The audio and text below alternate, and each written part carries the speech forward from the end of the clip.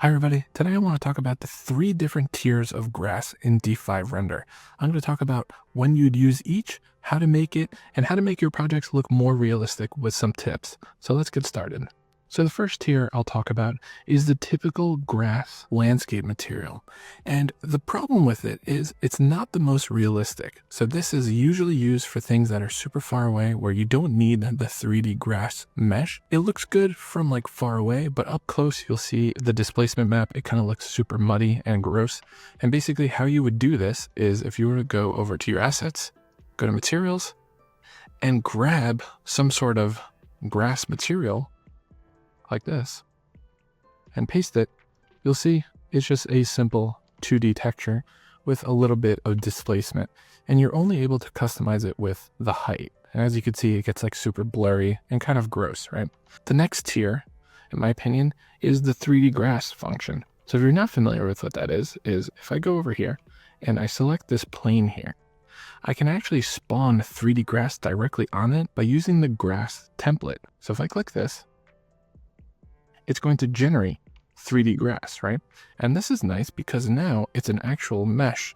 You see the edges here and you can kind of see the spikes, but here it's completely flat, right? So this is really nice. You're gonna get 6 different profiles. There's profile 2, profile 3, profile 4, profile 5, and 6. Typically I'm like in between, 1 and 6. As you can see, mostly because it looks a little bit more realistic because you see how it's going out in all different directions. Grass typically doesn't like spawn like straight up, so I kind of like this wild grass look. The other thing I'll usually do is I'll tweak the base color. By default, I find the default values to be a little too saturated, so a little too bright. So what I usually do is I grab this guy and I just bring it a little bit down and to the left, and that helps remove some color. And I feel like that makes it look so much more realistic. And I always recommend doing this with your exposure off. So what I mean by that is if I have this on, you see how it makes it look so much brighter? That's really going to throw you off. So turn that off before you do any of this. Like, look at this. How are you able to color adjust, right? So I turn that off. The other thing I'll point out that's really useful is this blend amount tool. And I'll highlight the tooltip, but basically it's talking about blending the color of the color map. So the actual map here, this guy, with the base color. So if I lower this, it's going to favor more of this color. So if I make it red, you'll see that it's not super bright, and that's because the base color map is like fighting against this. If I were to increase the blend amount, it's going to be more vibrant, right? So if you want to tweak the vibrancy, you're going to do that with your base color here. And if you want it to be a little more realistic and follow your base color map, that's when you lower this. They kind of go hand in hand. It requires a little bit of tweaking because I think right out of the box, it's not 100% perfect. So I would definitely tweak your blend amount so it's not super vibrant. So then the last tier I'll talk about is a combo. So in the real world, if we look at grass anywhere, right, it's never just like solid, clean grass. If landscaping was just done, it's nice and fresh. But typically you're gonna have like debris, rocks, weeds, leaves in there. It's not gonna be perfectly clean like this. Like this doesn't look 100% realistic because it's really rare to get this look. It's much more common that you're going to get a lawn that has got stuff. So just to illustrate that point, I've got an example here. So if I were to click any of these, you see how we've got the grass and we've got the leaves. And obviously this is going to change between the seasons, but generally speaking, you're going to get some sort of leaves or rocks in your grass. It's not going to be 100% clean. That's kind of my point. So what I do in this level, and I usually do this for all my projects, is I start with this guy. I start with the 3D grass. So I'm just going to duplicate this. And what I do is I will either scatter or brush on top. Now, if you're wondering, well, why don't you just scatter all your grass? The reason is I don't like the idea of my grass competing against a piece of debris to spawn. So what I mean by that is if I were to grab this and I'll just do a copy, and I'll make this unique. And if you don't know what that is, it just means I won't be able to affect anything else. So if I change the color here, see how that's not affected? So that's the benefit of that. Let me switch this material to be custom. Watch what will happen. If I go to scatter and I select this model and I start generating grass assets, if I click this guy, for example, and then I grab, let's say, I'll grab this weed, right? and a rock. We'll get like nature rocks. That might be too big. We'll grab pebbles. You'll see that now my grass is basically competing against the weed and the rock. And so in order to get this right, I need to basically spend a lot of time lowering the collision volume, improving the probability of occurrence. And I feel like I'm spending like too much time doing this. So that's why I'm saying grab a 3D grass plane or landscape material and then scatter on top. So to show you the comparison, let me go to scatter. Let me add a model here, hit create. And now what I'll do is I'll start grabbing, I'll grab leaves under fallen leaves. Watch this. I grab this, grab this, grab this. And now notice how this has been added on. And scatter, since it's non-destructive, meaning I can go click off, come back and tweak things, means I have like infinite possibilities in terms of variety and like tweaking it further. So I increase the scale here. Let's say, oh, I start working, I realize that's too big. I can click this, then I can, go back here and lower the scaling. And then it gets better because I can literally just hit add assets and I can go and add even more. So I'll grab some more grass, that way it sticks out. We get some variety.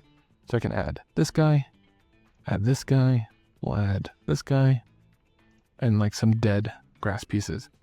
And so now I've got a really rich mixture of different leaves in here. And now I can say, okay, obviously this doesn't look good. I can go in and just tweak the asset. So I lower the scaling, I lower the probability to be super rare. And now I just have a couple of these bundles. Same thing with the dead grass. And I can literally just click it and it'll tell me which asset it is here. So I don't even need to figure it out. I can lower the scaling, lower the probability. And there we go. I have this super rich variety of grass species all on one plane. And the beauty of this is I can literally just I can grab the scatter and I can literally just add it as a studio preset so I can use it elsewhere on other locations or projects. So really, really powerful. So just a comparison, right? Like, look at this. So again, this looks super clean and beautiful, but it's like really rare. It'll look like that, again, maybe just after the leaves were clean or like new construction. Over time, it is going to get filled with stuff. And you can obviously tweak like how much is spawned. That's what I mean by non-destructive. You can always go back and tweak it if you think it's a little too extreme. Like, oh, okay, let's reduce the leaves. All I'm going to do is click on my leaves and I'm just going to lower my probability of occurrence. And now that's cleaned up a bit. Same thing with these guys. So that's what I mean. I think it's super powerful. And just by adding on top of the 3D grass, you just get such better results in just such a short period of time. If there's a specific asset that's driving you nuts or it's like colliding with geometry, you can actually just double click it and you'll get a detach option. And now it's its own thing. So that's nice. So let's say, for example, you've got a building and it's like popping through. You just hit delete and that's gone. Or you double click and you move, or you double click and you can detach, move it, scale it individually. It won't respond to any scatter edits because it's now its own asset, as you can see here. But just something useful. This happens all the time with like trees. So I'll give you a good example. If I were to just grab a little project here, and I'll just paste it here. It's probably going to be too big, but that's okay. I'm just going to scale it. Okay. And let's say it's this little thing right here. And if I were to go in here, right, and make my scatter something that actually has height, like trees, for example, you'll see we're going to have those collisions and it's not going to look good. That's where that detach is going to come in. So if I grab this guy and this guy, and I know it's a little extreme, so let me just lower their values. So this is no good, right? Because you've got that in there. So you just double click and detach it and move it. And there you go. So that's a little perk there. You could also do a culling effect if you don't want to deal with the detach. To do that, you could add effect and then cull, but you need to make sure there's like an actual model there, right? So if I were to go back here and delete this, or click this and hit create, now nothing will spawn in that region. So let me increase the species some more and you'll see it's just spawning around it. Okay. So that's super useful. Again, you could either detach or cull, but it's nice that you can select the model, but you need to have the model there. If there's like a region where you don't want something to spawn, you can't do that without the model. So anyways, that's it for this video. If you enjoyed the video, please give it a like. If you have any questions, leave it in the comments. And as always, please subscribe to the channel. It really helps me out. See you guys next time.